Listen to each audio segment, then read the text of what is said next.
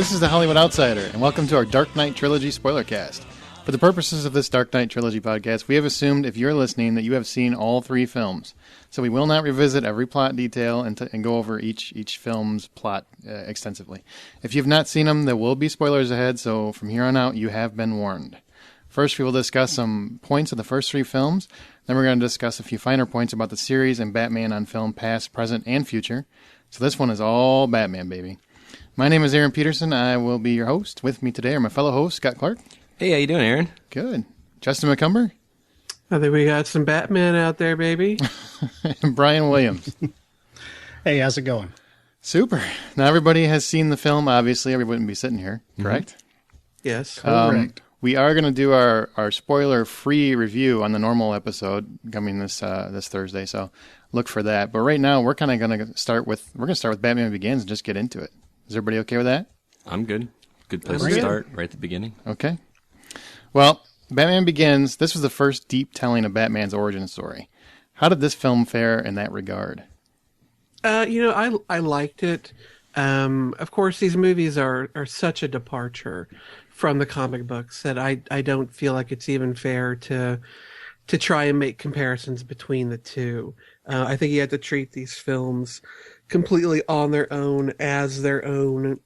The more you try and compare or reference, the worse off you're going to be. So as a film, as an origin story, I liked it. I liked the way that they showed Bruce Wayne's character, his training, how he got to be as good a fighter as he was, some of the techniques that he learned. I liked that they spent a good amount of time, that it wasn't strictly hey, this kid's parents were killed in front of him, and now look, he's wearing a cowl.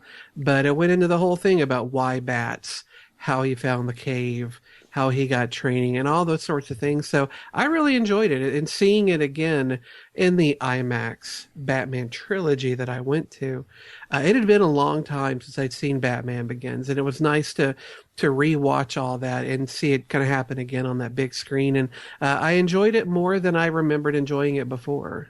Really? Mm-hmm. I'd never been the biggest Batman Begins fan. I always thought it was okay, but never the massive love for it that a lot of people had. It wasn't until The Dark Knight that I really kind of fell in love with the franchise. But I certainly enjoyed Batman Begins at least as much as Burton's first Batman. And now, of course, in retrospect of all of them, I think Batman Begins is a far superior film. But watching it again with all of, being a little older and some more perspective, I enjoyed Batman Begins more now than I had in the past. What did you think about introducing the League of Shadows as basically his catalyst for becoming Batman? I liked it. I mean, it gave him a good excuse for getting that martial arts training, learning how to fight, learning about using things to distract, using fear. It gave a plausible way for him to know and become Batman, as opposed to, I'm just a guy in Gotham with a lot of money, and somehow I become this uber crime fighter. It was a really plausible thing. And plus his breaking away from the League, him not killing, that's one of Batman's biggest personal choices, is that he does not kill. And so having that be what breaks him away from the League of Shadows and causes that rift, it was good. I liked it. Okay.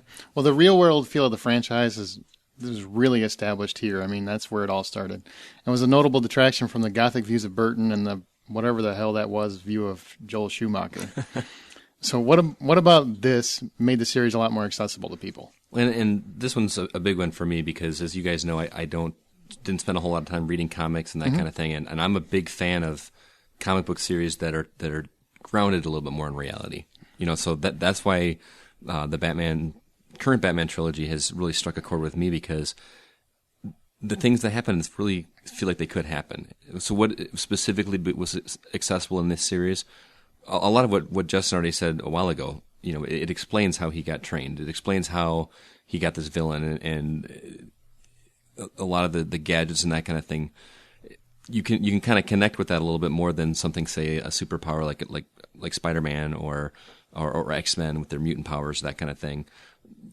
You're not required to have that suspension of disbelief in this one, and to me that makes it a lot more accessible. I know I'm kind of in the minority on that one, obviously because of the success of comic book movies, but I like walking into this and being, yeah, this could really happen. I could see it. I don't think you're in the minority. That's kind of what I mean. It seems like the real world aspect has really taken the Batman series a little larger than any other comic book series to this point. Kind of think, some of that is, I think moviegoers are maybe just getting a little smarter, or maybe they're just wanting a little bit more than just some sticky comic book type of stuff, which is kind of what the Burton stuff was. Mm-hmm. So I think that's why a lot of people really kind of latched on to the, like you say, the real world type of feel about it. And I think that's part of the success of it. I'll agree to an extent. I think that the gritty quality that Nolan gave to this Batman series of films kind of gave it a much different feel than so many comic book movies have had, whether it's X-Men, Superman, what have you, which have a lot of color and a lot of cartoony elements to them. But people still like, that original kind of comic book vibe too. I mean, look at the success of Name Redacted. I mean, fuck that $1 billion and a half dollars is a lot of people still liking those sorts of comic book movies. But I do agree that this one having a grittier, more real world feel probably brought in fans to comic book movies that might not have otherwise been fans of comic book movies. Mm-hmm. One thing, though, that I did notice after watching all three movies back to back, there was one thing in Batman Begins that they never carried forward into the next two films. And that is that elevated train system that they had in Batman Begins, that, triple layer of tracks that seemed to run throughout the city and run right through Wayne Tower. They never revisited that again. And of course, Wayne Tower also changed to a more standard skyscraper as opposed to a slightly more stylized tower that they had in that first film. So I think in the first in Batman Begins, they didn't want to go completely down the Burton route, but they kind of pulled a little bit with that kind of an element. But in The Dark Knight and Dark Knight Rises, they get almost completely away from any kind of unbelievable or unrealistic sort of cityscape or qualities to it. Fair enough. Well, this film also introduced characters that weren't glimpsed before, and originally, before the film was released, caused a lot of comic book fans just uproar. Because Lucius Fox and Rachel Dawes aren't in the comic books. So they aren't part of the Batman lore. Mm-hmm. As well as they made the series firmly established as Bruce Wayne's story versus really Batman. Do you guys think this was a help or a hindrance? I think it was really kind of a major help. Kind of much like the Ra's al Ghul and the League of Shadows give a little bit of backstory to how he gained his fighting abilities. As good as Bruce Wayne and Batman are, there's only 24 hours in a day. Mm-hmm. And the addition of Lucius Fox gives him that person that's basically working for him to create all these toys, all these gadgets, all these vehicles, all that stuff. He's Batman's Q. Yeah, he is Batman's basically Q. Right. You're right. He's Q basically, and so that gives that believability to it. Rachel Dawes with her eventual outcome, really, it's just, I guess it just kind of adds more of that angst, and I guess just that angst and stuff from losing somebody that he really cares for. Emotional resonance. What outcome are you talking about with Rachel? We'll get to it in a second. Yeah, we'll get to she gets hit by a bus. I think adding her was really important to the story as well, just for the Harvey Dent aspect of it, because she was an attorney, or she was involved in that story on the legal side too. So that really helped. Kind of brings him in also, but also with the, he was so screwed up in the head by the loss of his parents and stuff. Right. And she was really kind of a buoy, really. She really settled him. And about the time that, he gets somewhat to a level place in his head, she goes up and dies. And then I think it kind of takes him, pushes him over the edge again. So I don't know. I think they were both a help and really very necessary. What about focusing more on Bruce Wayne's story than Batman's? Because I will say Dark Knight's maybe a little different, but the first and the third films very much focus on Bruce Wayne's story, and that's especially in Batman Begins. It's I mean, you don't even see Batman until an hour into the movie. Mm-hmm. Do you think that helped the film? I think it did, absolutely, because it made the character more personal. I mean, you know, whether it be the original Batman with Michael Keaton or even the TV shows, he was just a crime fighter that had that dressed up like a bat. I mean, there was some backstory, but this is about him growing as a person, how he got there, and I think I'm a big character development kind of guy anyway, and I like that depth that it adds to the story instead of it just being a comic book story.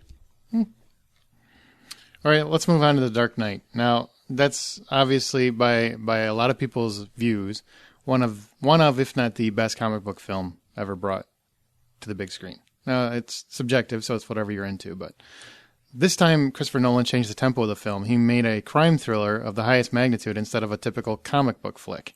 So he allowed for loss and emotional resonance, unusual for the genre, as well as made Batman the detective an important part of the series. Now, if you've read the comic books, you know that Batman is a detective as well as a crime fighter.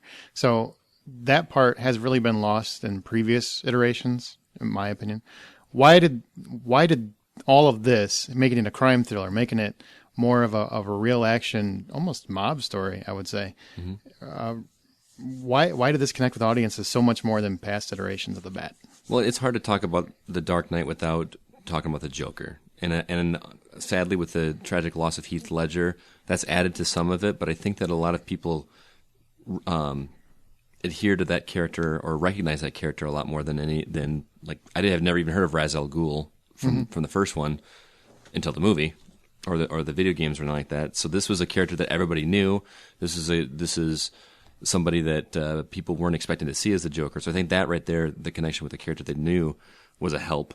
And it was just crazy. Just people were glued to the screen, wanting to see what he was going to do next and what things he was going to say, the facial tics and that kind of thing. It was just mind blowing. Well, you know, one of the things that adding Lucius Fox added to the series is that it gave a credible place for Batman to get his stuff from. Unfortunately, one of the things that he took away from Batman is a lot of Bruce Wayne's genius. You know, in the comic books, Bruce Wayne is the one who invents these things and has them built. And by now having another source be the place these things come from, it took a little away from his intellect. But I think in The Dark Knight, it returned a bit of that intellect to him, you know, especially at the end when you realize what he had done with that sonar thing that Lucius had introduced early on, and suddenly now it's this much more powerful thing, tracking the bullet and those sorts of things. It kind of returned a bit of Bruce Wayne's smarts to him, and I was glad they did that, because that is, you know, Batman's not just a strong guy, but he's also a guy who can outwit you. And they got back to it. So I was glad they made it more of a crime thriller, because it did let him be smart as opposed to just a brawler. All right, two things. One, was it necessary to change from Katie Holmes to Maggie Gyllenhaal for Rachel? That's a big one. And two, this film took a huge gamble in casting Heath Ledger, as Scott kind of alluded to, as the Joker. Jack Nicholson had created like an iconic role in Burton's film, and Ledger to that point was known for Brokeback Mountain and Night Tales. The fanboy community screamed, "No!" Then the film came out, and you could barely hear Jack Nicholson mentioned anymore. You never hear his name anymore. Really, when people think of the Joker, they think of Heath Ledger now. What made Heath Ledger's take on the Joker so iconic? Acting ability. Why is Justin laughing? Well, shouldn't that have been more of a Darth Vader? No. I mean, why do we all got to be all high pitched with our fanboy nose? Give me a little bass. Give me a little depth. No. Sorry, Brian. Go ahead. I think the main thing is it's a number of things. One, I mean, it's acting ability. Not to say that Jack Nicholson or Heath Ledger is a much better actor than Jack Nicholson, but it's also really just the two different types of movies. I mean, like you say, it's more of a mob movie or crime thriller. You know, in this in these movies there is that air of believability. So you've got to have a guy that's wasn't just dropped in a vat of some crazy liquid that bleached him and turned his hair green and put a big smile on his face. I mean, you can't do that. He really pulled off the crazy ass lunatic side of the Joker, and I throw on a little bit of makeup and boom. But as far as Maggie Gyllenhaal, from what I understood, Christopher Nolan didn't get along with Katie Holmes, or for one reason or another didn't want her back, so they had to replace her with somebody. Does anybody really know the deep, detailed story of that? It seems like it's always been a very well-kept secret. I have no idea. And I will say I do think Katie Holmes is more attractive than Maggie Gyllenhaal, but I liked Maggie Gyllenhaal's performance better than Katie Holmes in that role. She felt more empowered than Katie Holmes did to me. Okay. Well, not to imply in any way that beauty is antithetical to intelligence, because it's certainly not. I mean, look at me. Handsome as fuck and brilliant as hell. But Katie Holmes... And modest. Well, yes, I always try to be. But Katie Holmes just didn't give off, and never really has given off, a deeply intelligent kind of vibe. Maggie Gyllenhaal does. Mm-hmm. Maggie Gyllenhaal is also incredibly attractive, but in a very quirky, not your prototypical model runway-ish kind of attractiveness. There's just this strange, sexy vibe that she puts off. But she also, when she speaks, she has an intelligence in her voice and in the way she holds herself. And so for that role, I think Maggie Gyllenhaal was a much better Rachel Dawes than Katie Holmes was.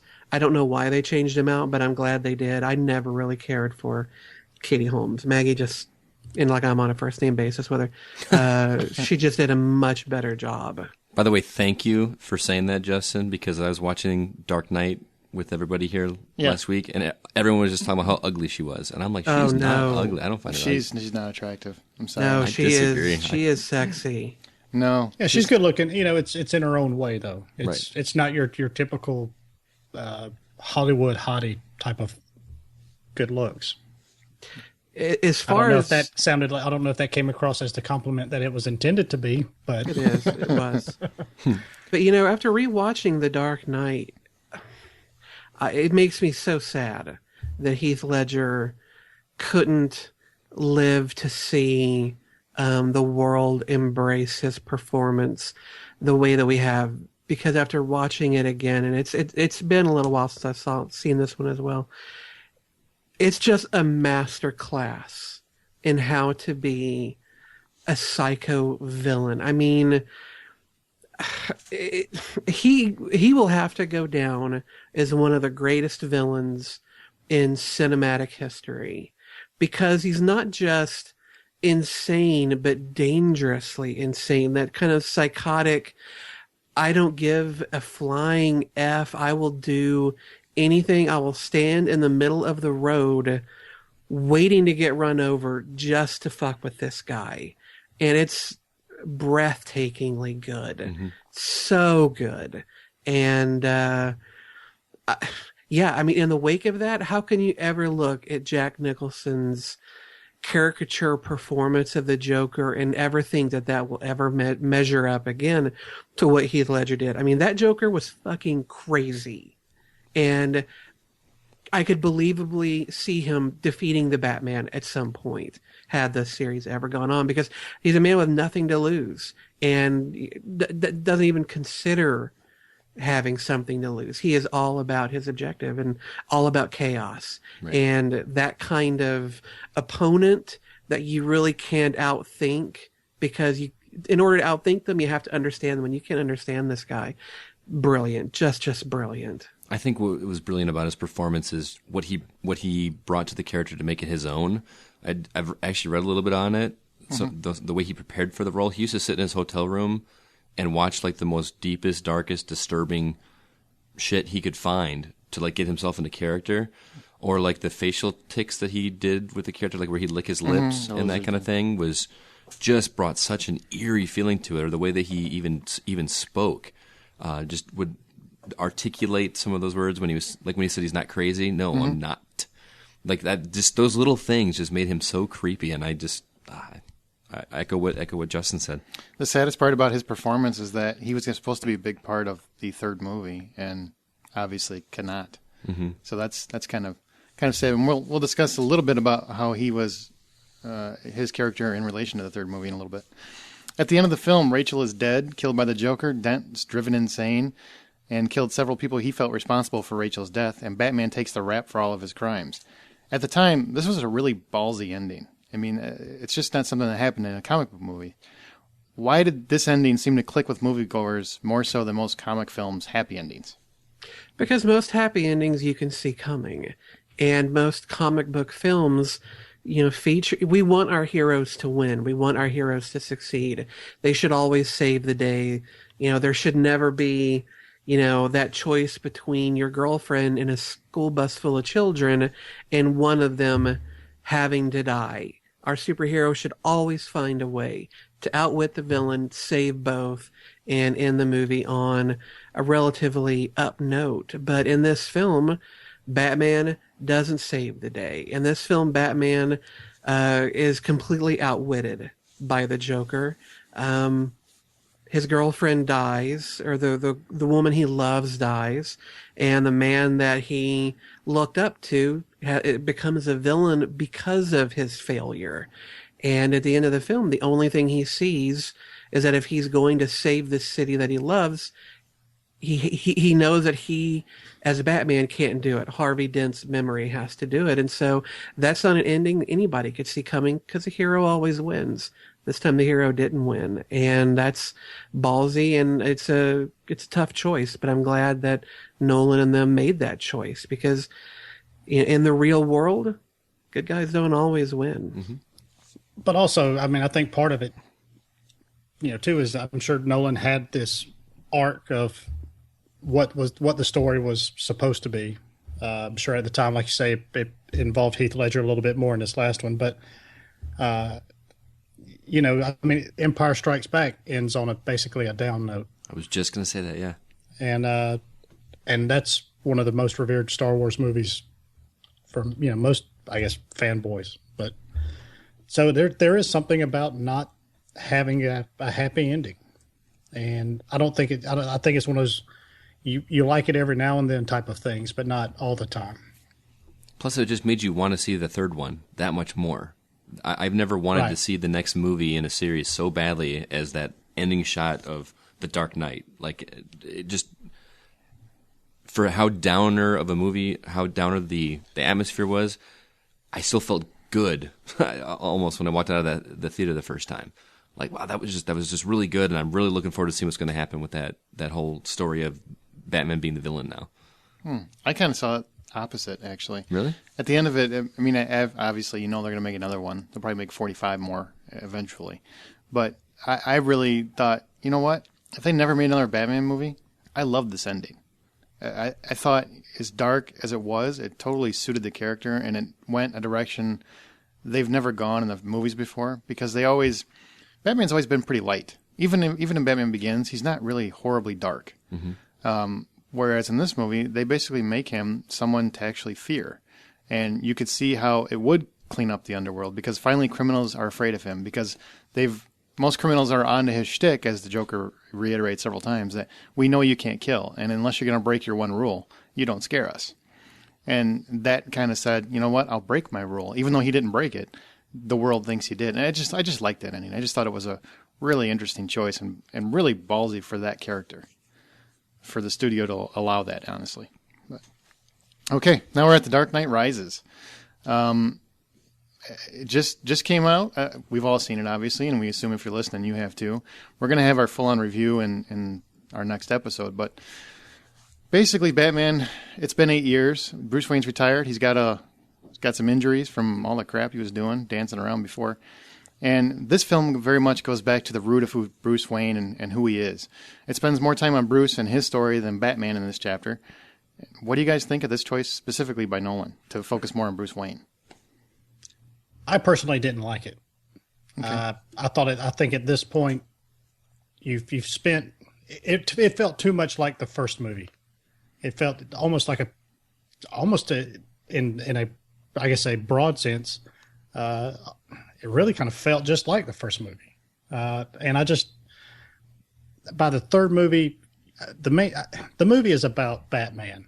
I know we've made it about Bruce Wayne and all that stuff, but at this point, I want to see Batman, and I didn't feel like I got enough Batman in the movie that's supposedly ending, the trilogy. So I kind of felt cheated a little bit. Yeah, I don't agree.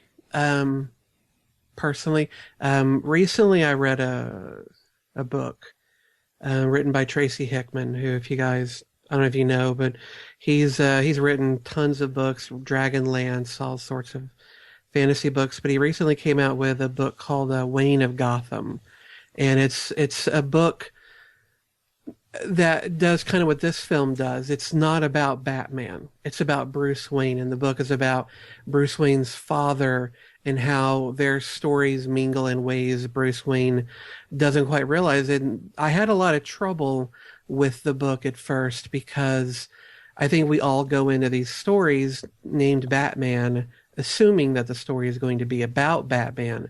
And when it's not, when it's more about the Bruce Wayne alter ego, we feel maybe a little cheated, maybe a little let down. But by the time the book was finished, I actually enjoyed it quite a bit because it is interesting to see a story about this half of the character that you don't normally get because it is always so much about Batman.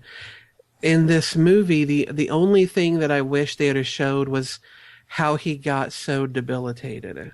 Because he spends the first, half of it seems like, just in pretty piss poor effing shape. Mm-hmm. And they never really talk about how that came to be. And there's only one scene in the hospital where you get a kind of a little list of his ailments. And granted, in the first two films, you do get to see quite a bit of the bruising and the cuts and the stitches that he has to take. And so that kind of speaks to it. But it seemed like there was something more. But I liked getting more of Bruce Wayne's story because they're really, they are the same guy. Bruce Wayne and Batman, they're just two sides of the same coin. I liked that this film went to the heart of who the character is, and the heart really is Bruce Wayne. And in the second film, Maggie Gyllenhaal's Rachel says that Bruce Wayne is the mask and that Batman is who he really is.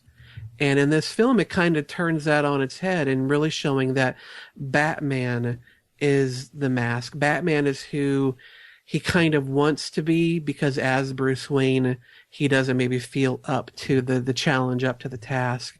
But if he puts on this mask, then that makes him someone else. But I like that we got that view of who this man really is, because he's a human being just like all the people he's fighting against. But when you put that armor on and you put the cowl on, suddenly he becomes kind of superhuman. It's nice to be reminded that he is human and hurts and bleeds and fears. So I actually kind of like that aspect. Okay, I'd buy that. The one thing I will agree with Brian, in my personal opinion, I thought they spent way too much time on Bruce Wayne. Especially the section in the prison, I thought was unnecessary. It took too long. You could have trimmed probably a good 15 to 20 minutes just out of the Bruce Wayne re-rising story. Because it felt like the Bruce Wayne Rises. That's what the movie should have been called. Bruce Wayne Rises. And it felt very similar to what happened in the first movie. In Batman Begins. It felt like I was kind of getting... I know it wasn't the exact same thing, and it was very important to show how Bane was breaking him, more or less. Mm-hmm. But it felt like a copy of the scenes from the first movie. Parts of it did. Parts of it did. I think that's really going to be some of the biggest conflict with people for the final chapter is, was it too much or was it enough? And I think that's where people seem to be mostly divided. Now, Bane. Bane is the primary villain in the film, or at least he's seen as the primary villain. What did you guys think of Tom Hardy's voice choice and representation of the monstrous but genius Bane? That was one of the few areas in this movie that I really kind of felt Nolan didn't make the right choice. Unfortunately, I think I only understood a half, maybe 3/4 of what Bane said, but there were quite a few times when he would speak and I didn't quite get the words that were coming out of his mouth. And so the point of a few scenes was lost on me until it kind of finished up. I liked the way that he had Bane, or the way that Tom Hardy spoke and his elocution, and the way that even though he's this huge, brawny guy, he chose to speak in a somewhat eloquent, mannered way. I thought that was a nice juxtaposing of appearance versus voice. I just wish that they had toned down a bit of that effect that they put on him so that it wasn't so hard to understand some of the things that he was saying. But all in all, I liked that he was both incredibly muscular and capable physically, but also quite intelligent and smart in a lot of the things that he did. So it wasn't a brains or brawn. It was both, and I thought they were both believable. Aaron and I were talking about this before we even started, that it sounded like his voice, it didn't sound like he was actually there. It sounded like it was like a voiceover. It sounded like it was dubbed. Right. Almost. Could have been. And that kind of took me out. I mean, you get used to it as the movie goes on, but there's definitely several scenes where you're watching it going, this is obviously dubbed, and it doesn't. I get what you're going for, and I get that this is basically a microphone or whatever it is on his face that has the medicine that keeps him, from pain and whatnot. But it takes you out of the scene because it sounds like it's a voiceover narration. It doesn't sound like he's actually present in the same room as the people he's talking to. Well, they did do a good job because you can see like his neck moving or his jaw. Yeah, but he could have been singing the Hokey Pokey for all we knew. Well, there's no way to really, what I mean? It just kind of, I guess, back up your point where the voiceover stuff, because he was moving and, and everything, but it's just, you don't see the rest of his face. So I guess it's hard to read the facial emotions, which is a big part of acting, is your expressions. And I thought personally he sounded like a bad Sean Connery. It was distracting for me for probably the first hour or so, but I did eventually get used to it, and I thought overall he did a good job. I like what they did with him, but the voice was just very, very distracting to me for a long time. I did love his look. He just looked solid, and the mask looked clever and cool. And he just I want that jacket. Seriously, the like pop collar with the whatever it was a cool look. And I like some of the scene where the guy comes up to him that has bought him out. What is it, Daggett? Is that his name? Comes up to him and basically implies, I bought you, I paid for you, and he just puts his arm on his shoulder and he goes, "Do you feel in control?" Yeah, or something like that. I mean, that was just a fantastic representation of you know what, I am the villain in this flick. I don't take orders from anybody until the very, very end. Right. And I will say that the fight between him and Batman, where he physically breaks his back, that was intense as hell. I mean, the whole theater, at the midnight show, the whole theater just went, oh, just could feel it. I mean, could feel that fight. So he did a very good job of implying that, I could take the Batman if I really wanted to. And he does. That was impressive. But kind of like what Justin said, the way that he delivers those lines just sounds eloquent as hell. I mean, when he says, "Do you feel in control?" It wasn't. He didn't really say it sinister. It was almost kind of matter of fact. Like, "Do you feel in control?" Yeah. It's awesome. He did at times definitely sound like a bad Sean Connery impression. Now that you say that, I'm going to think about that every time I see it. The additional new characters that are in this film that obviously weren't in previous films, who do you guys think fared the best and why? You've got Bane, you've got John Blake, Miranda Tate, Selena Kyle. Who fared the best, or do any of them just not work? I was completely impressed with Anne Hathaway as Selena Kyle. I did not think I was going to buy her as Catwoman. Oh my god, I thought she was great. The scenes, the snarky way she talks to him at the beginning when she's acting like she's a cute little maid or whatever, and then she just kind of flips out the window. And she even had the walk down when she would walk next to Batman and do the little hip sway thing that she does in the cartoons or in the video games and that kind of thing. It was like spot on to me, and I just loved her. I loved her character. I thought she was great. As far as not working, I mean, we already talked about Bane a little bit. I don't know.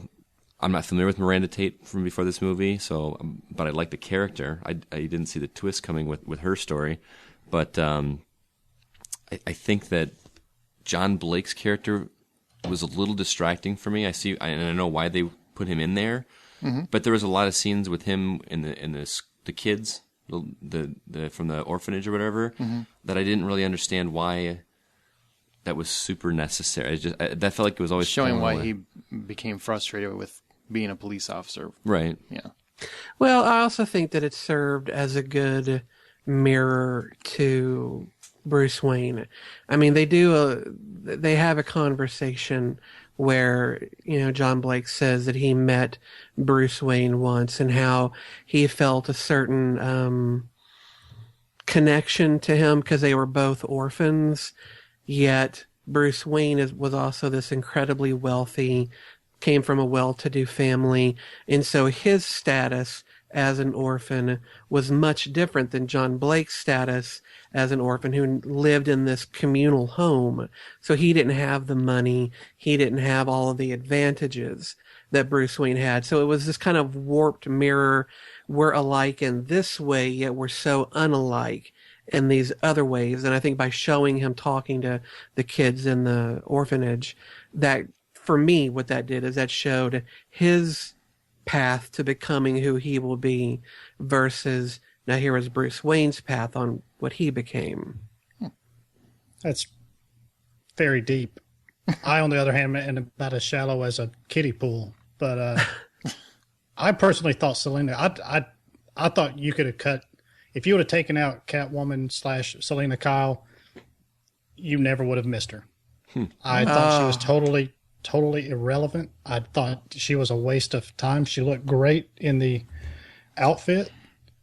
She was very hot, especially sitting on that bike. But I just thought to me personally, she didn't bring anything to the movie. Even though it was sort of easy to see coming. The John Blake role I thought was pretty good. And I mean, with the whole Robin thing, that was like I say, that was pretty predictable. But that was, I don't know, for me personally, it was fairly predictable before I even saw the movie. Yeah, he kind of saw him in the commercial and thought, I wonder if that's Robin. Right. Yeah. Right.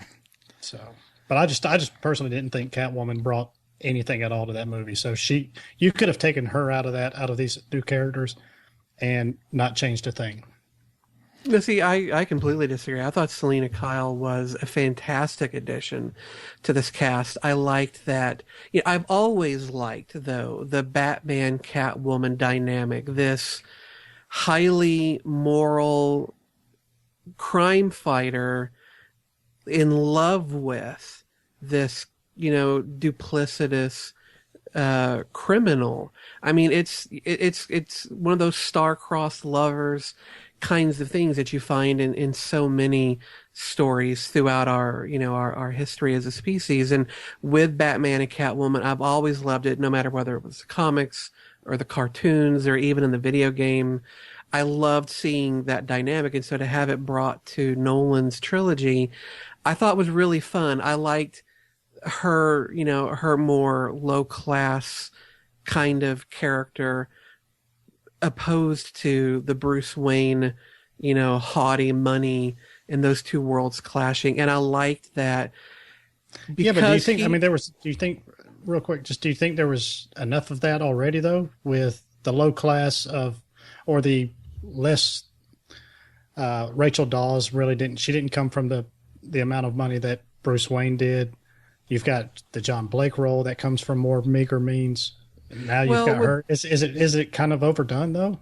Well, though with Rachel Dawes, because she's an attorney and because she had been present in Bruce Wayne's life since he was a child, even though she was, a daughter of someone on the help staff, she still was a part of his world.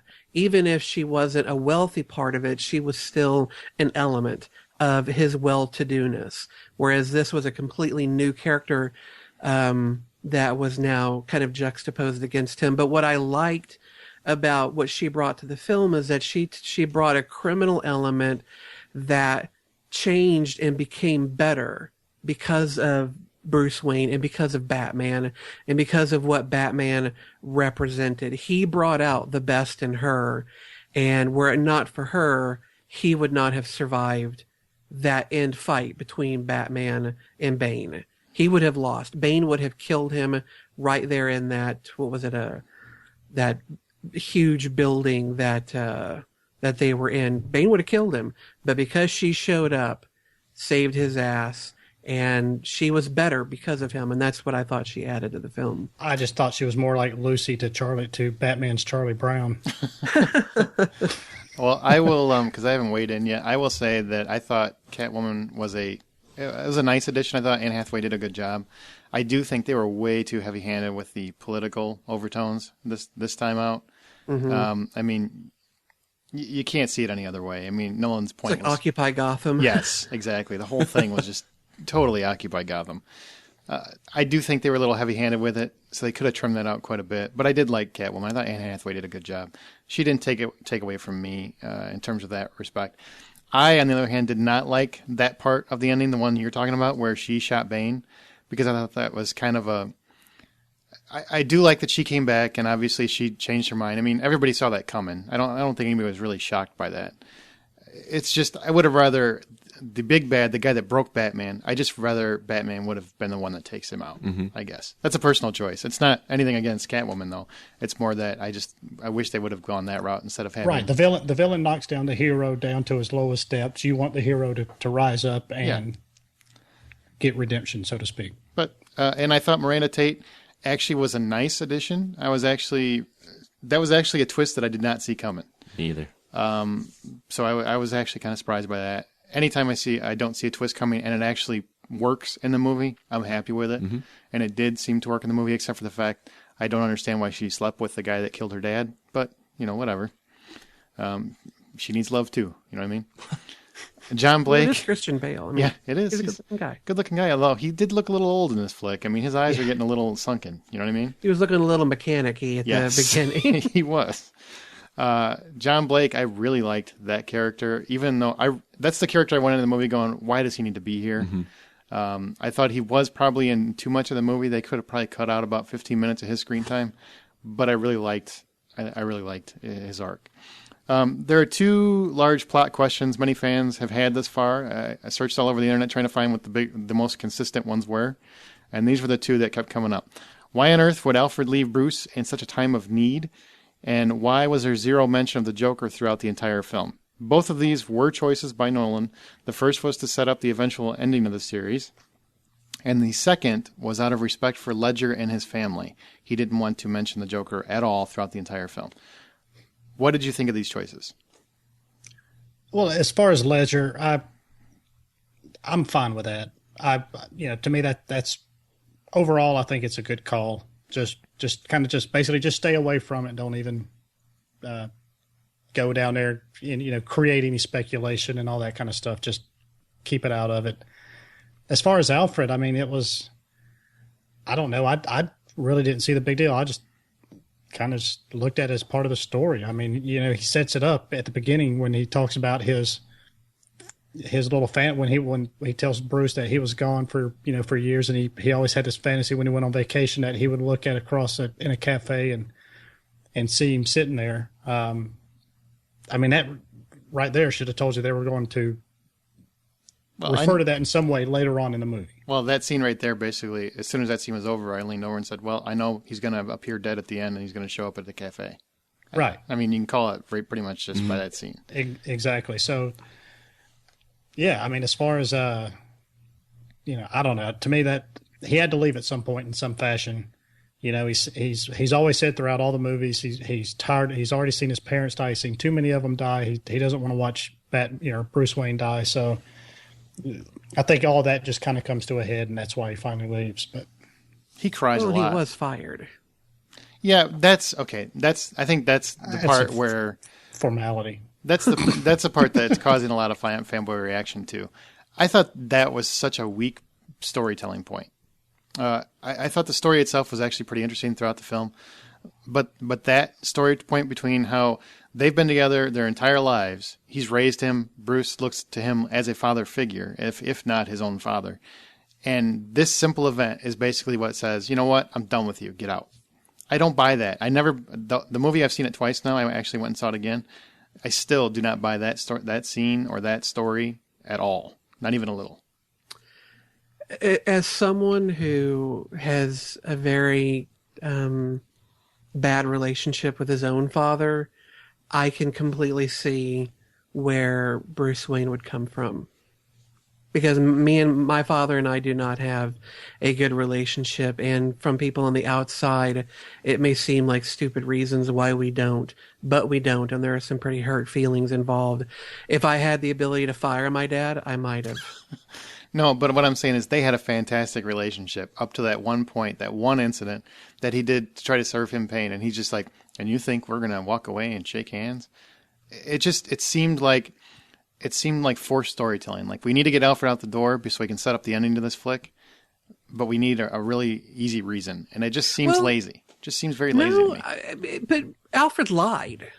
I mean, when Alfred burned Rachel's letter at the end of The Dark Knight, that was a lie. And so for 8 years that Bruce Wayne has been, getting further and further into the shadows of his own mansion and pulling away from society. During all that time, the reason, or one of the reasons he was doing it, is because of the lost love that he had in Rachel. And yet that entire time, if Alfred had been honest and not burned that letter, or at least said so early on, listen, don't pull away, she did leave you, maybe all of that would have been undone. Maybe Bruce Wayne wouldn't have been in the sorry state that we found him in the opening of this movie. But Alfred let him live a lie for 8 years. And that has to be pretty hurtful.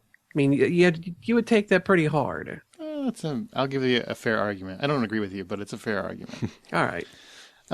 What did you think of the Miranda Talia twist at the end? Like you said, I was shocked at how I did not see that coming at all. I was completely surprised.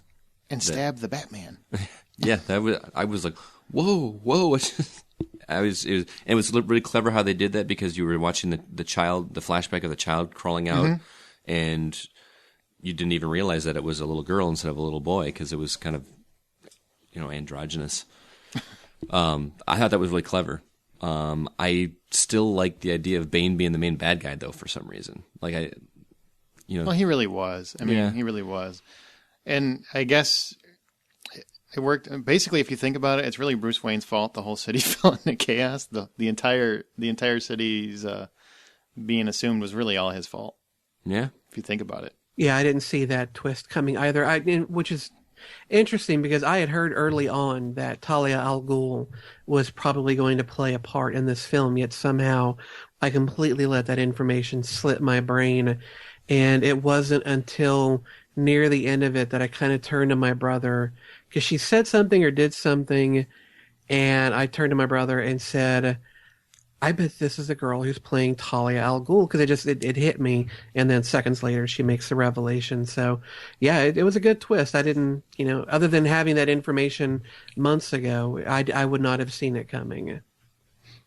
Yeah, it was a good twist. I would have liked it better. Cut out Catwoman, maybe trim down John Blake's role a little bit, move her surprise further up in the movie, and then have a big finale fight off with, against Bane and her, with her whatever controlling some nuclear device or whatever it was that she was building in there. But okay, now let's wrap up the series, or at least the 3 films, with the ending. We've got a few more points to go to, but the ending. Bruce uses autopilot. He cleverly devised months before, manages to let Batman remain a hero. He also escapes the trappings of Bruce Wayne. Everybody else gets their somewhat happy ending or closure. Commissioner Gordon gets peace knowing that, okay, the world knows the truth now. He doesn't have to live with a lie that the guy that tried to kill his son is seen as a hero. That's no longer an issue. John Blake is given the reins of the new Batman. How did this ending work for you? I loved it. I mean, knowing that this was going to be a self-contained trilogy, I liked that everybody got an ending, that it wasn't, we didn't get some calling card to Mr. Freeze or the Penguin or something else that Batman, Bruce Wayne's Batman was going to continue on. All of these characters received a bit of closure to them. I liked seeing that after all of the angst that Bruce Wayne was going through during the film, that he ends on a happy note. Alfred ends on a happy note. Selina Kyle's redemption follows through, and that now the role of Batman can now be taken on, Dread Pirate Robert style by someone else. And I mean, I don't think I really could have been happier with how the whole thing ended. No threads really left dangling other than what are John Blake's adventures going to be, but those are a completely different set of movies. So now this had closure. I liked it. Now, maybe I missed something, but with the comment about the lady says, "Hey, you should go by your other name, your middle name, Robin." Mm-hmm. I mean, he gets the keys to the Batcave, so to speak, but I didn't really take it as him becoming Batman. Well, early on, Bruce Wayne says one of the ideas about Batman that he'd always had is that anyone could be Batman. And in that scene, he kind of meant it to be, you never know who Batman is in the city. He could be your neighbor or Bruce Wayne himself, but anybody could be Batman. When the ending came and you saw, John Blake goes into the cave and starts rising up on that pedestal, I kind of heard that echoing in my head that anyone could be Batman. And in the comics, Robin did become Batman for a little while. Yes, he did. Yep. So that does follow true to the comics a bit. I like that. I actually thought the Robin part was a little over the top. I kind of wish they would have left that out of there. They could have, yeah. That would have been a little less on the nose. I hate on the nose storytelling, and that was way on the nose. Mm-hmm. But it worked. And I'll be honest, the first time I saw it, I left disappointed for the most part. I saw it a second time, and that helped a lot. I think my expectations might have been way too high, so that raised it up a little. But the one thing that worked both times was the ending. The ending just flowed perfectly. I thought they tied up everything. Even the stuff that I knew exactly how it was going to... I knew Michael Caine was going to show up at that cafe again. I knew John Blake was going to be Batman. Several of the things that are going to happen, they still happen the way that you kind of figure them out, and it works. Mm-hmm. Nolan did a great job of putting them together and making you go, damn, there you go. I'm pretty much exactly what you're saying. I was not as high on the movie walking out of it, or halfway through it as I was walking out of it, because that last 10 or 15 minutes just wrapped up everything perfectly. I almost half wished that when they did the shot of Alfred in the cafe or whatever, mm-hmm. and he sits down just like he did in the past, and then looks over and sees somebody, I almost wish they wouldn't have panned over for you to see Christian Bale and Selina Kyle. Oh, just saw his smile? Just saw him smile and nod, and I think that would have been enough. Mm. I think that, because, that's kind of Christopher Nolan, like he did the end of Inception. It'd be kind of like the questionable ending of Inception, yeah. where you right, like did he see him or did he not? Right. Did the top fall, or did it? Right. Whatever. That's good. So, Brian, did you like the ending? Yeah, I really did. I thought the last 20 minutes or so really did, like, I guess the same thing as you guys. It really did a lot to kind of bring up my overall view of the movie. There were, so it was, because for the most part, I really wasn't pleased with it either. But I did like a lot of the ending. I did like, that is one of the things that I'm picky about when you have something like a trilogy or more. When you come to that last movie, tie everything up. And, and most of it was, and with all that darkness and all that heavy stuff going on, especially through the second one, we're due for some kind of feel good moments, and I'm glad that for the most part it was a pretty good feel good ending. Okay. Well, let's get into some of the quick specifics here. What did you guys think of the almost Q-like incorporation of Lucius Fox and his gadgets? We've talked about that a little bit. What, out of all three films, was your favorite Bat gadget or vehicle from the series? Pick one. Mine would be, most people probably refer to it as the Batmobile, but it's actually the Tumbler. Mm-hmm. The 4-wheel drive Lamborghini-looking car. That, to me, I want one so bad. It's like a stealth Hummer. Right. And that thing is just so badass. And if I'm not mistaken, the motorcycle part of it actually pops out of that, right? Yeah, in the second movie it did, yeah. So you get like two vehicles for one. It's freaking awesome. Plus, I love how in the last one, when Bane takes over the city and all of his henchmen are driving tumblers around because they got into his, that was like an ominous, eerie feeling. Like it's your own fault. It's I'm almost telling you, Bruce Wayne caused this whole thing. It's almost like Bane giving him the middle finger. Like, yep, I got your Batmobile, and I got lots of copies now too. Like, what was your favorite? Mine was the Tumbler as well. It's just, I actually read an article a week before the movie came out that said that they were going for the cross between a Lamborghini and a tank. And that's exactly what they got. Like, I remember when I first saw Batman Begins in the movie, I was like, man, I don't know about this. It looks cool, but it's not what I want the Batmobile to be. And now that I've seen all three films, I'm like, yeah, that's a way cooler Batmobile than like the sleek thing from the Tim Burton movies. Tell you what, I see that thing riding up on me, especially if it's all painted black and stuff. I'm going to be a lot more scared about that than I am a guy in a cowl and a cape. What did you think, Justin? What's your favorite? Well, as far as the Tumbler goes, the only thing I never quite understood is why he would have to occasionally go from a sitting upright to all of a sudden the seat moves out and he kind of folds down to where he's laying flat and then would come back up. I don't quite know why he had to make that transition. He could have been shooting guns or whatever he needed to be shooting from an upright position. So that never quite, it always seemed like something to throw in just to make it look cooler, but it never really quite worked for me. My favorite was the sonar vision from The Dark Knight. What's funny is I spent half of The Dark Knight wishing, all right, go into detective mode. And that's, from the video Nice. games. And in that sonar vision, that's a little bit of kind of that detective mode. So I loved that ability to see through the walls and the ceilings and whatnot. It kind of harkened to the games a little bit for me, and I really enjoyed that. I was actually going to use sonar vision too, so ass. I got it first. Yep, I really like the Bat cycle because the fact that the wheels can flip and go sideways, especially they really use that to A lot. Oh, that was awesome in the third oh film. my god, where he's just like turning straight. It's funny how none of us said the bat, The Hornet.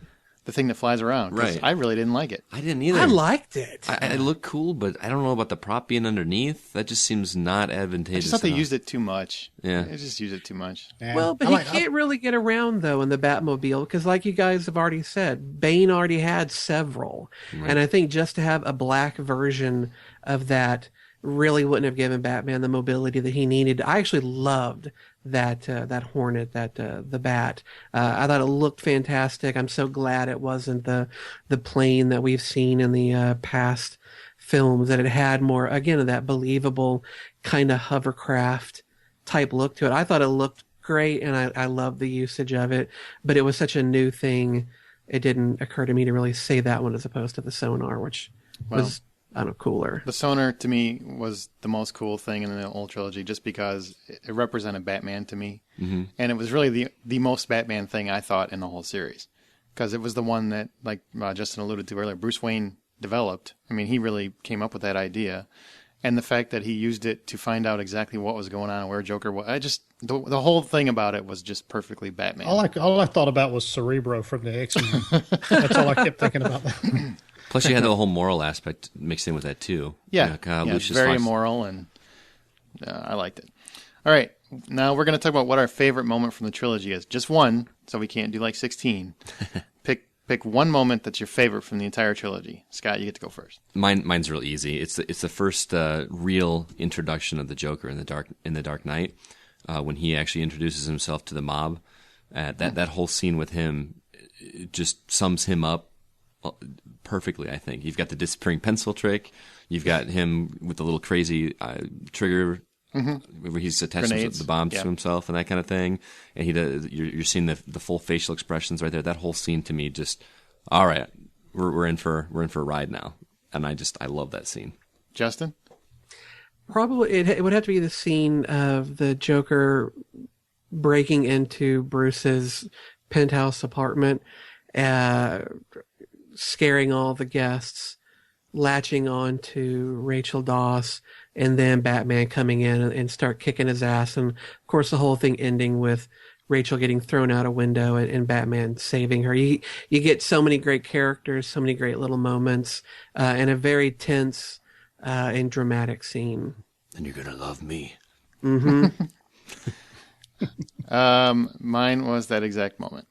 But actually, I'll give you the exact moment. It's not the whole scene, though. My favorite moment was the first time I saw The Dark Knight when the Joker is holding Rachel Dawes hostage at that party, and he dangles her out that window, and Batman says, let her go, and he says, poor choice of words, and actually throws her out the fucking window. That, to me, was a fantastic section to tell the audience you cannot predict this villain. Right. I liked it when he was smoothing his hair back and, trying to make himself a little presentable. You must be Harvey Squeeze. You want to know how I got these scars? Yeah. Brian? Well, I think y'all just about nailed all of mine. But again, it's just credit to the job that Heath Ledger did and the writing involved with it. But also another one of my favorites, my personal favorite, is the scene where he's introduced to the mob guys and the pencil trick. That is, to me, just the best one. But another close one is the scene where he's talking with Harvey Dent and he's dressed up as a nurse. Mm-hmm. Just cracks me up, and it's just about any scene with him in it is really good. So, but yeah, that was another one up there for me, was when he was in the hospital dressed up as a nurse. Okay. Well, now that the series is over, as storytelling devices go, this has been something that's been pretty popular when people are discussing Christopher Nolan's movies. We all admit he's a good writer and a great director, but there is something he's kind of known for, and that's coming up with interesting MacGuffins. A MacGuffin is a plot catalyst that determines which direction a film goes, and oftentimes people use the laziest of contraptions, and there seems to be a few of those in the years. Clean slate, the nuclear bomb that for some reason we want to wait 5 months just to end up blowing it up anyway.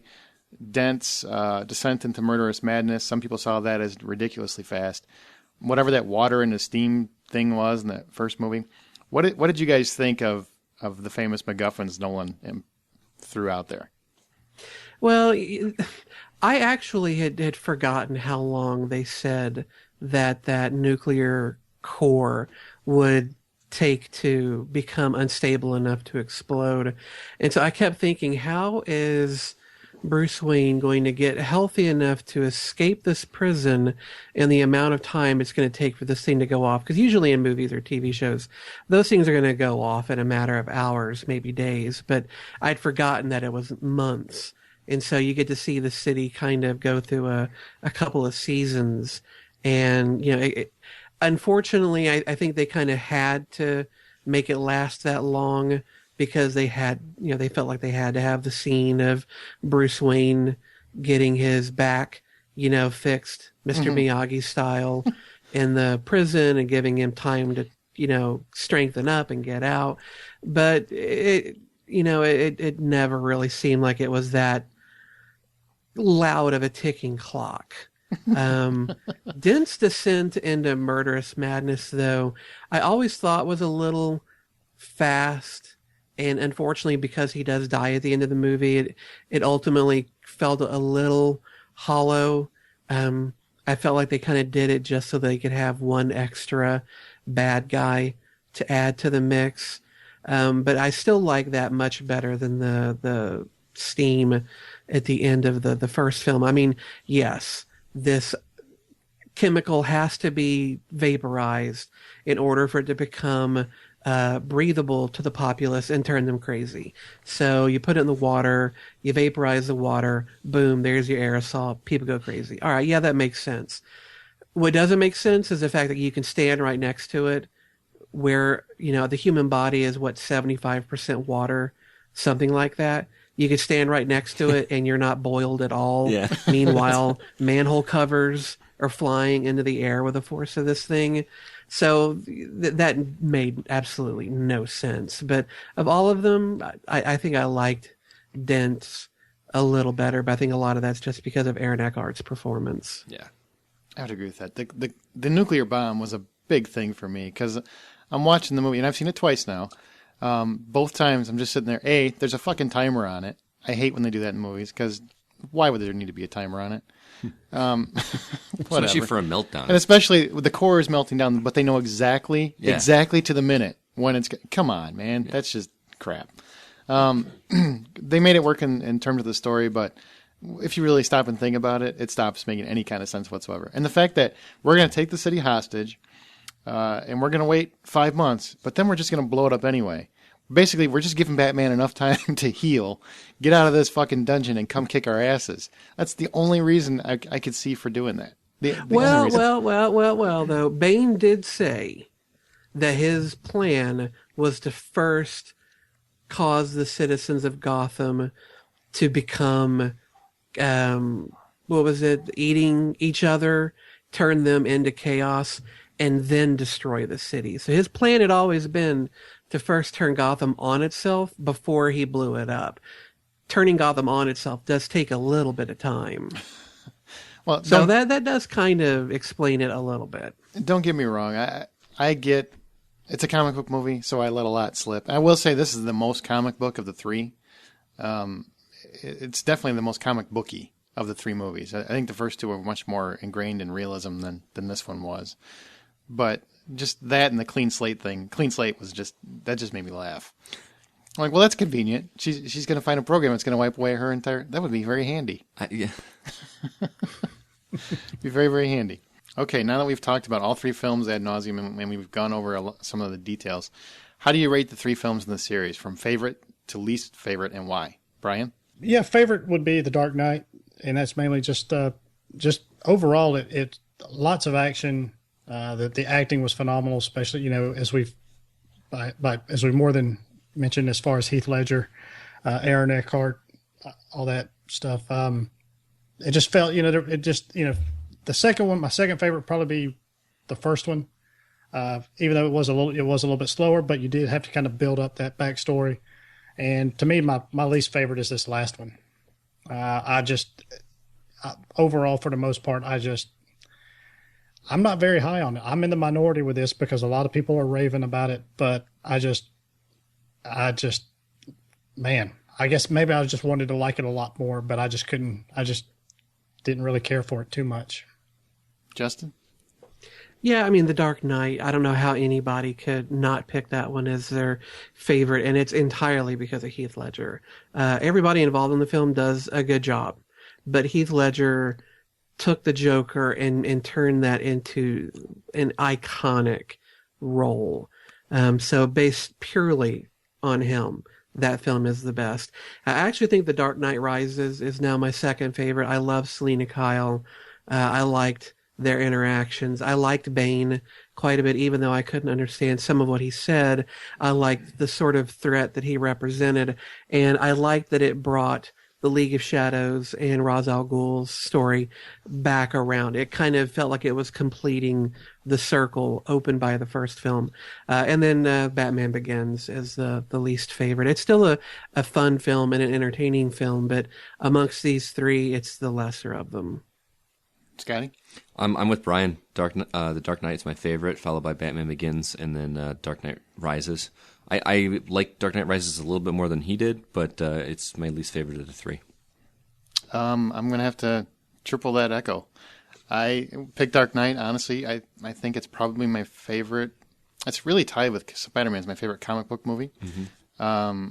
Just damn near a perfect movie. Yeah, I'll be honestly say. Batman Begins, I thought was a fantastic origin story. I thought, seeing that they didn't have a lot of this stuff in print and they managed to make a cohesive story and really explain a lot of the stuff that people wondered about Batman throughout all the, how the hell did he come out to be so badass? I mean, he's a rich boy. A lot of that stuff was excellent. Mm-hmm. And I really liked how throughout the film they took it to a different level and made Batman very scary to criminals, and you understood why. I mean, it's just really good. And Dark Knight Rises, I do like it more since I've seen it the second time because my expectations were lowered quite a bit. So I do think it's a good movie. Mm-hmm. It's just, of the three, I'd put it third. Right. Now, how did Nolan's films compare for you to the previous iterations? Now we get to talk about Burton and Schumacher. And also Christian Bale's Bruce Wayne versus Keaton, Kilmer, and Clooney. Well, like I've already mentioned, I like the films that are grounded a little bit more in reality. And this iteration of the Batman franchise appeals to me a lot for that reason. I like the storytelling. I like the backstory. I mean, the Burton movies, or the first Burton movie was really good. I didn't like the second one too much, but that there's still like a tongue-in-cheek aspect to that was a lot of fun. I really enjoyed it, but I like the tone of this movie and just the grim atmosphere that's portrayed in all three films a lot better. As far as Christian Bale's Bruce Wayne, I mean Kilmer and Clooney, this is just silly, especially with the like Batman Forever and Batman and Robin. It's just they weren't taking the serious at all. It was almost like they were making fun of themselves at that point. It felt like it. Keaton was good though. It was an interesting choice because he was a stand-up comedian, wasn't he? Back in not a stand-up. He was a more comedic actor. Just a comedic actor. Yeah. So seeing someone that's normally in comedies playing a superhero seemed odd, but I liked him. He looked awesome in the cowl in the first Batman movie. Mm-hmm. But Nolan's version or Christian Bale's version is just a deeper character. There's a lot more moving parts going on there, and I like that a lot better. He is more. Get it? Justin, what did you think? I liked Burton's first Batman film. For me, it has not aged well at all, and I think some of that has to do with my dissatisfaction with the filmmaker Burton has become over the years. I think it's unfortunately a case of recent films kind of tainting previous ones, and I really do think the less said about Joel Schumacher's Batman, the better. They're fucking awful, terrible abortions of movies, and I wish they could be expunged from my memory. Nolan's trilogy is head and shoulders above anything ever done with Batman before, and I think Christian Bale's Bruce Wayne and Batman are by far my favorites as well. I liked Keaton. Okay, and I remember when he was cast in the role, you want to talk about fanboys shouting, no! Yeah. Oh my God, the uproar. And thank God there wasn't an internet back then, because it would have collapsed, I think, under the weight of fanboy. Fat boy? Yeah, fat boy. Well, well, you know. Probably one of the same most of the time. But of people just hating it, only to later, eat their words when Keaton came out and did such a great job. Kilmer, forget. Clooney, I actually liked. Thank you. Bruce Wayne and as Batman. I think Clooney, and my love for Clooney has been professed before, but I think he was a good Batman. He was unfortunately saddled with bat nipples and a piece of shit film. But I think that had he been cast, if there had been someone else at the helm, that could have potentially been an amazing Batman film, because the guy has got gravity and weight that I don't think Keaton or Kilmer had. And I wish Clooney would have had another bite at the apple as far as comic book movies go. Yeah, for the longest time, I thought he should have played Tony Stark. But, of course, now I like who they've got. But still, Clooney, I like him. Thumbs up. But Christian Bale and Nolan, winners all around. George Clooney is Bruce Wayne. I mean, he might not be a billionaire yet, but everything else about him is Bruce Wayne. Yeah. Yep. Brian, what did you think? My favorite Bruce Wayne is actually Michael Keaton.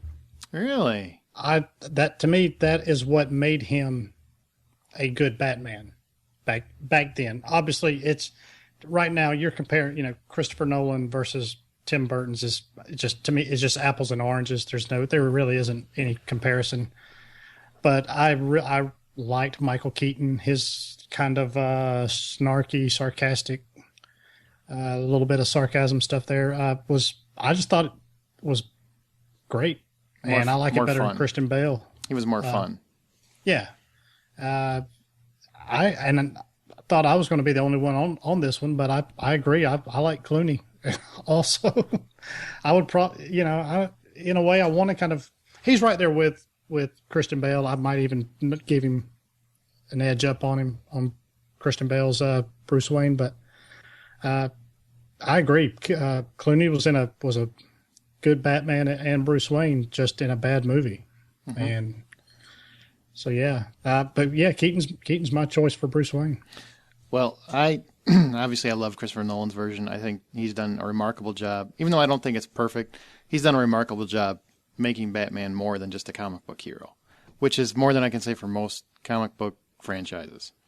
I like Clooney a lot as Bruce Wayne. I thought he was a really good Bruce Wayne. I thought the movie was shit. Everything about it was shit. Poison Ivy was shit. I mean, how you make Uma Thurman annoying, I have no idea, because she was hot at that point. Arnold Schwarzenegger, the fact that they even cast him just made the movie awful before it even started filming. There's no reason to cast him except for the fact that, hey, we got Arnold Schwarzenegger in a movie. Why? He was never a good actor. It's just horrible. Chris O'Donnell was actually okay as Robin. It's just Robin never needed to be in there to begin with. Robin automatically, in that respect of being a sidekick, automatically adds the cheese factor to the Batman story.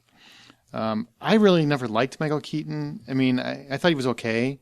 I just never thought he was great. I didn't like Batman Returns at all. I thought the Penguin is just an awful villain. Always have, always will. Just nothing about him makes me fearful. I loved Catwoman. I thought Michelle Pfeiffer was fantastic as Catwoman. But Michael Keaton was just okay. I thought Val Kilmer, he was okay. I didn't think he was awful. Like, once again, I just think the movie was bad.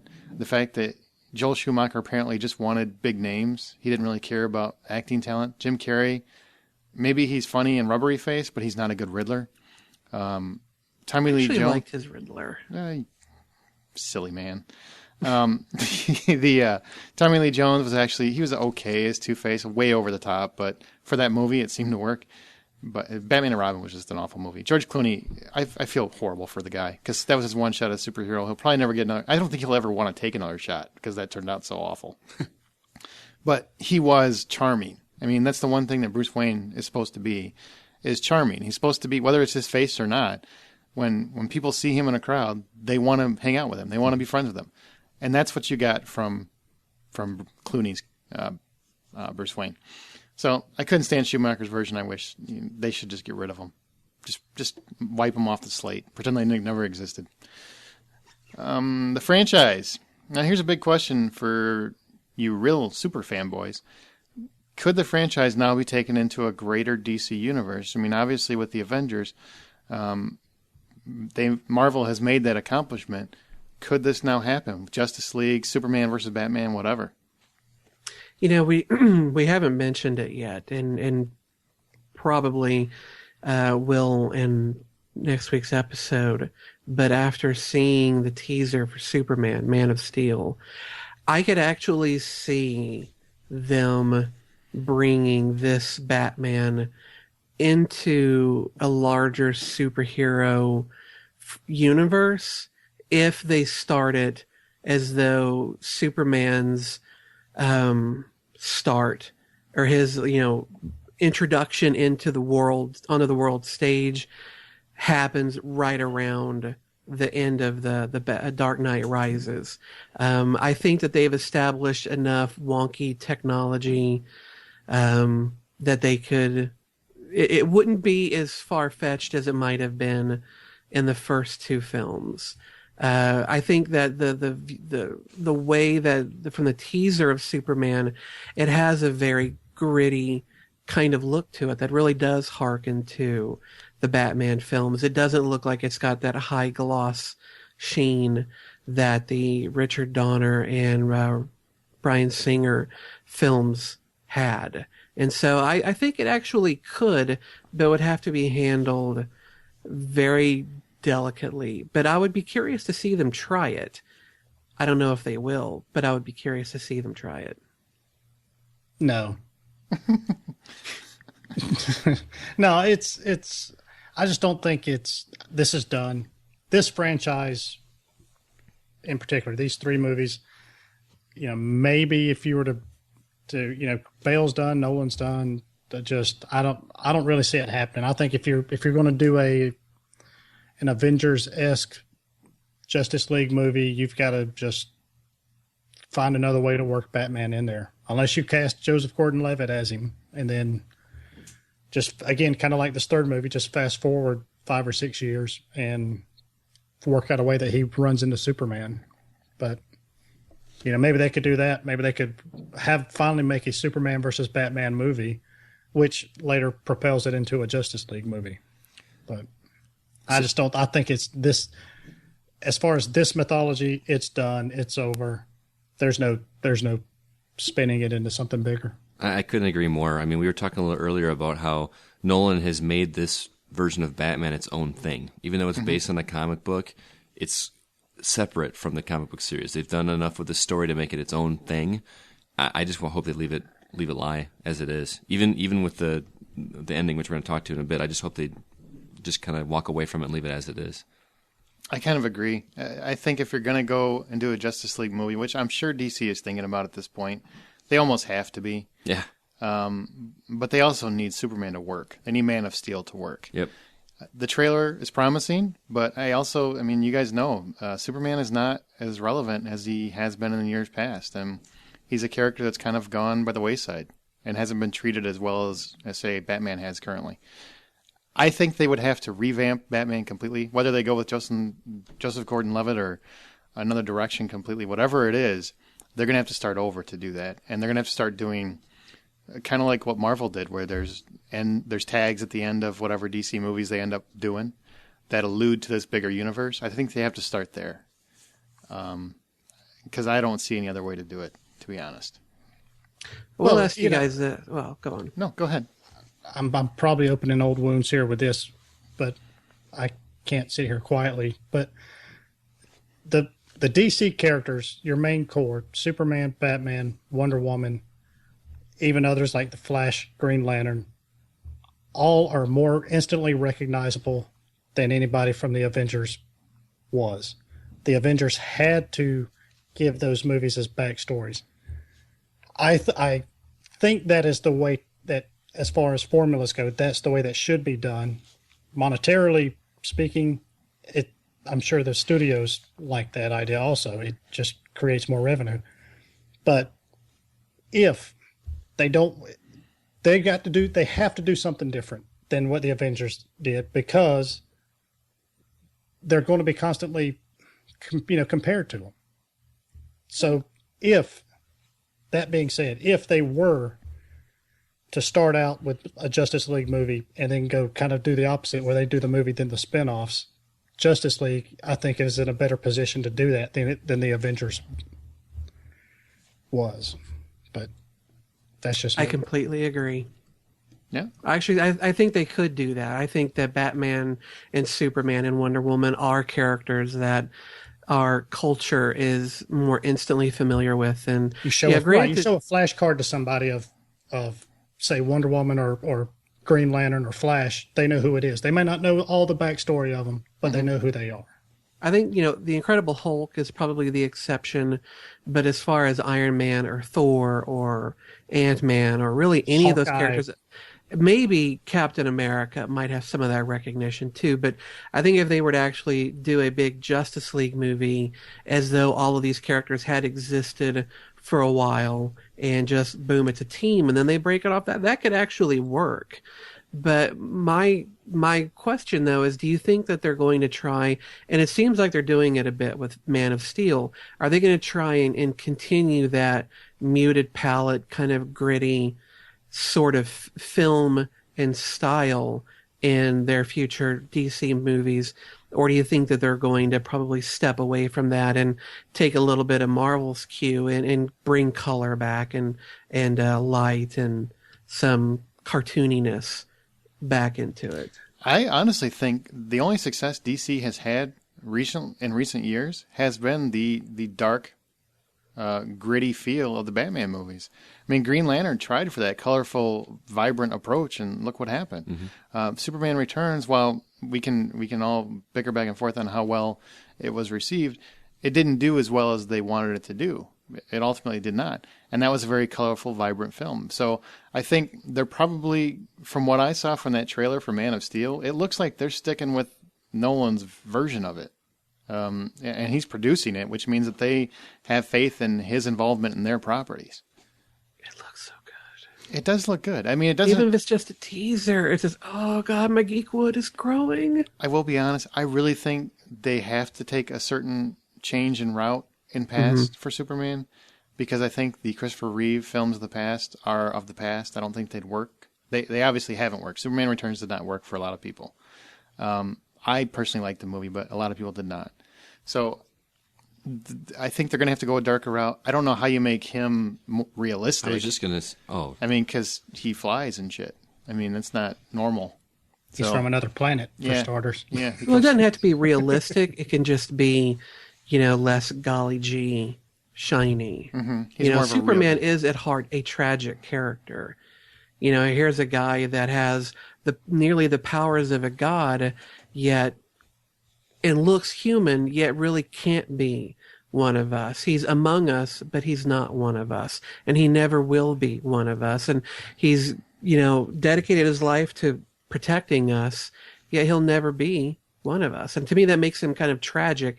And I think that tragic aspect could lend itself to a grittier take than previous films have tried for. I like that, Justin. You should write. I'll think about it. Okay, and one of the things as we wrap up, the series' last shot was of John Robin Blake finding the Batcave, basically being another Dark Knight Rising, essentially. Now that Nolan's vision is over, do we want to see the series continue in this vein, but with Joseph Gordon-Levitt as the series' new Batman, or do we want another reboot in the vein of the comics, or another direction completely? I don't know. I like Joseph Gordon-Levitt. I don't know if he's got the physical stature to pull off Batman. I don't know how tall he is, but he seems like an average, maybe even short fella, personally. I don't know. I don't want another origin. If it is, if there is, I think I would probably prefer a reboot, but I don't want the reboot in the sense of, okay, I've got to sit through this other 2-hour movie about the origin of Batman, which it's well established at this point. I think they could just do a Batman movie with just boom, Batman's around, ready to go. Yeah, because kind of like they did in the original Batman. The original Batman movie, they did the origin story in like 10 minutes. I mean, it's done. Right. Do it a 2-minute flashback to, scenes of his in black and white of his mom and dad being shot, something like that. All right, and I don't know, something like that. I don't know, but don't spend a whole movie doing his backstory. We've had that. If you're going to do a reboot, just find some other way to just start out where Batman's already in existence. Give me a Batman movie. I like that idea of doing Justice League and then splintering it off. I think if you did that, you could reboot Batman, but people would already know the person playing it, know the tone that it's going to be in, and they would be fully in for just another adventure as opposed to watching his parents get gunned down and watching him go all angsty. Right. I was watching this in the theater with some friends this afternoon, actually, and this reveal at the very end with Gordon-Levitt's character being revealed as Robin, a couple of them were instantly excited about, there's a sequel, and I don't want it. I'll be honest. I'm not interested in seeing a Batman movie with him as Batman, or as Batman Robin / whatever you're gonna call him. If they're gonna, I would prefer I don't even think we need another Batman movie for a long time. Shut your whore mouth. I would. There's always room for Batman. Perhaps, but I don't think it's necessary. If it's inevitable, which it probably is, just because it's a big cash cow, I would like to see what Brian is talking about. Just get me right into the story and get me in with an adventure. Maybe take a little bit more campy route. Oh, no. Fuck you. You shut up. I want no more camp in the Batman franchise. Well, not in that. Yeah. They tried it. It didn't work, and it made me pissed off. I don't want to live through that again. I don't want to see Arnold Schwarzenegger in any other Batman movies ever again. I don't even want him to pop up as a doorman. Nothing. I wasn't a believer in the beginning, but honestly, after watching The Dark Knight Rises, I'd like to see what they could do with John Blake as Batman. Mm-hmm.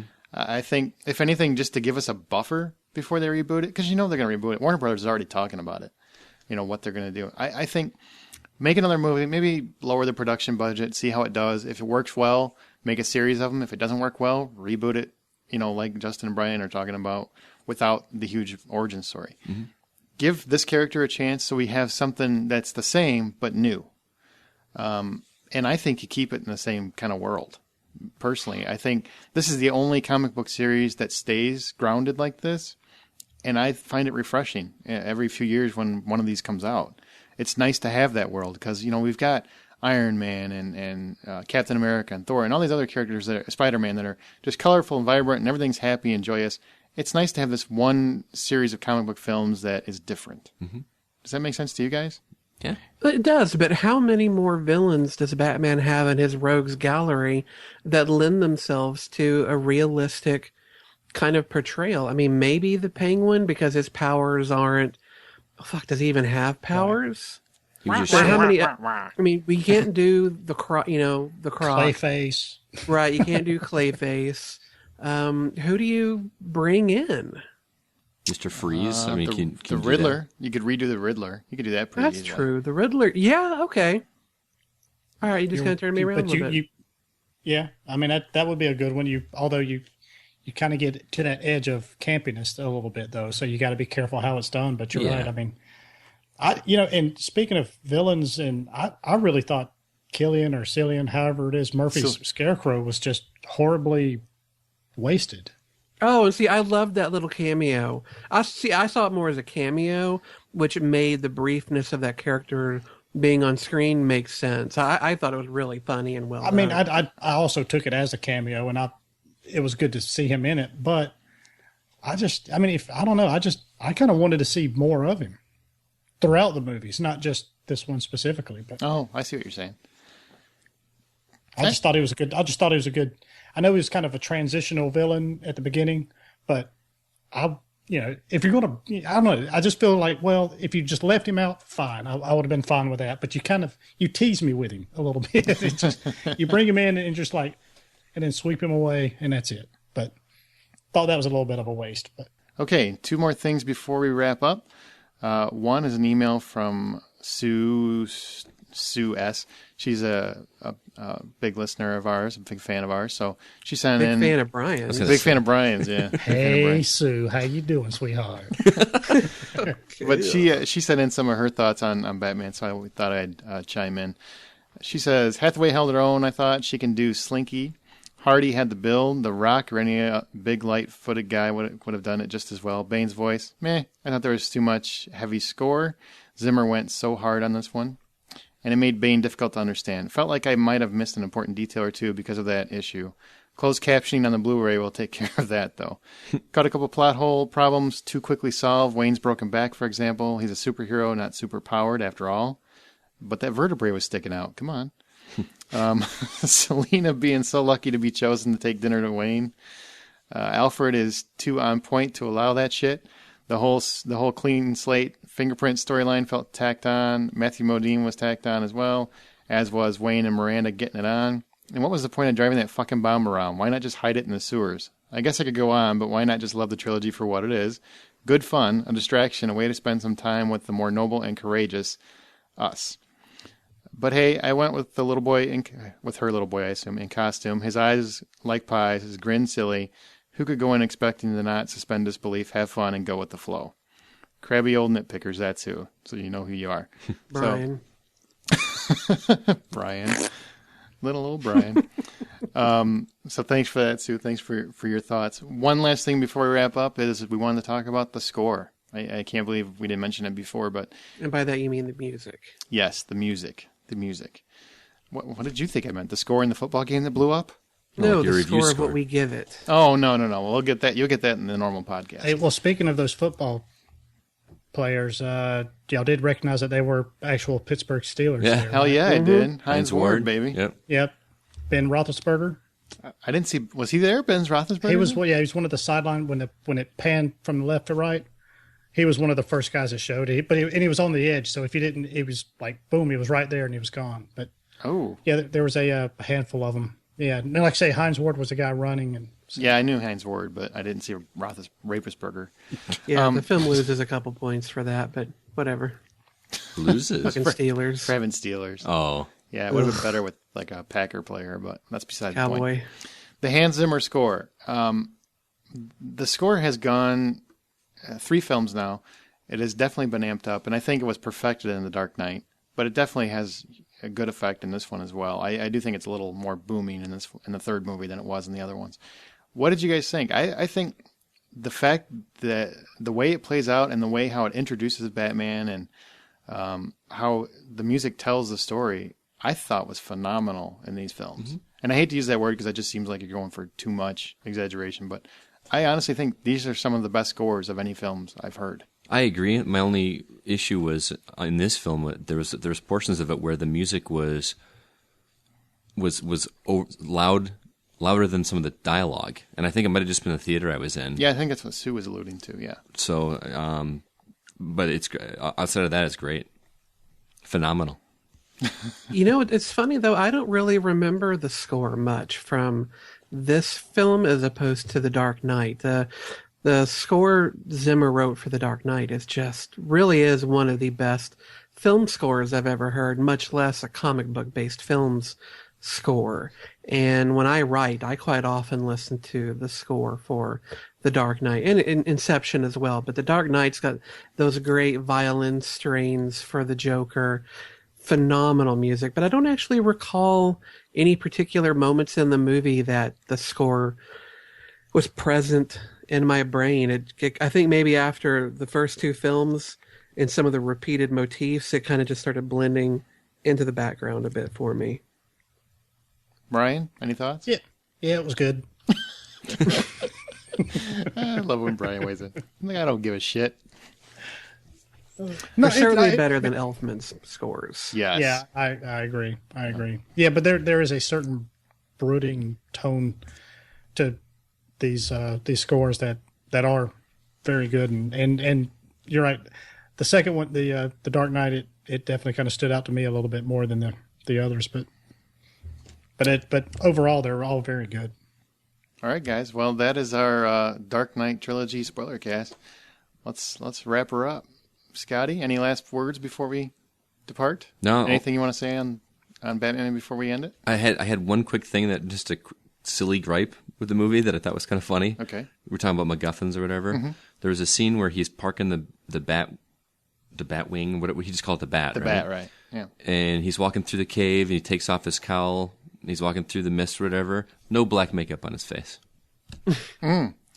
Or the fact that did we mention this? I don't remember mentioning it. The police officers that were in the sewers for 5 months, they came out completely clean shaven and showered and ready for battle. Well, they got food and water. Maybe they gave them razors too. Apparently. They're very, very You mean clean. the ones that didn't get grenaded? Yeah. They came out a little chunkier. Justin McCumber, any last parting Batman thoughts? No, not really. Just Nolan, thank you for putting together an amazing trilogy of films. I know they were not easy to do, but I think that he created for comic books something that will stand the test of time.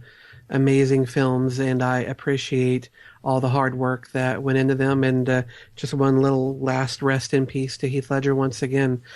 Dude, you died at the top of your game, and it's unfortunate. Mm-hmm. And that performance will never be forgotten. Very well put. Should have made you go last. Brian? Brian Williams, anything you want to wrap up with? Come on, Brian, amp it up. Yeah, it's overall the 3 movies. I think they stand alone. I mean, they are their own. You really almost can't compare them to any other comic book movie or movies. They just stand alone. They're awesome. I just love them all. And even though I wasn't as impressed with this last one, as I was the first 2. As a whole, I'm just a huge fan. And Batman is one of my favorite comic book characters, so I felt he was done justice. So I'm glad to see it. And can't wait till the 3 Blu-ray box set with special packaging and behind the scenes stuff comes out at some point, because I'm going to snatch it up. In remote control bat. Oh, that would be sweet. And I would like to make sure you guys tune in later this week. We're going to have our 1-year episode, and we're giving away 3 shirts. So if you don't know how to do that, you can always look on the website or listen to episode 51, and that'll tell you how to do it, how to win one. My parting thoughts: fantastic series. I think Nolan has really upped the game for what comic book movies can be. Even though I thought the last movie, as a whole, could have been shortened by about 20 minutes, half hour, and it probably would have been a much better movie. It was still a good film. Mm-hmm. And the one thing I will say, we've had a lot of trilogies as of late. I mean, everybody has to have a freaking trilogy anymore. Even when they make 4 movies, they still call the first 3 a trilogy. This one did something that most trilogies have not done well, and I include Lord of the Rings in this, is that I think it ended it exactly when it should have ended, how it should have ended. The fact that, my personal opinion is my closing thoughts, I think that they did an excellent job of wrapping up all the storylines and doing it the way that it should have been done, and saying, okay, we're done. This trilogy of stories is done, and I'm very impressed with that. Maybe not with the movie as a whole, but the ending was perfection. Mm-hmm. So unless anybody has anything else, all right. Well, we are the Hollywood Outsider, and we have new episodes every week. This is just a special edition, so tune in a few days for the next episode. We thank you for listening, and the next time you go to a theater to see Batman, buy popcorn.